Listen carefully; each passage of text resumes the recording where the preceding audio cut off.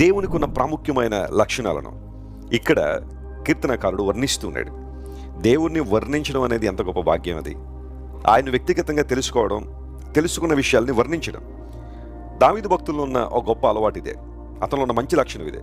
దేవుని యొక్క ఔన్నత్యాన్ని వర్ణించడం ప్రారంభించాడు. దేవుడు దయాదాక్షిణ్య పూర్ణుడు. ఇదే మాట 111 కీర్తన 4వ వచనంలో కూడా ఉంటుంది. ఆయన దయాదాక్షిణ్య పూర్ణుడని. యేసుప్రభు వారి లోకానికి వచ్చినప్పుడు ఆయన కొండ మీద ప్రసంగాన్ని చేశారు. కొండ మీద ప్రసంగంలో యేసుప్రభు తెలియజేస్తూ పరలోకమందున తండ్రి పరిపూర్ణుడు అనే మాట ఆయన వాడారు. అంటే దేవుడు పూర్ణుడు. ఆయన he is full of grace and full of mercy. ఆయనలో కొరత లేదు, ఆయనలో లోపం లేదు.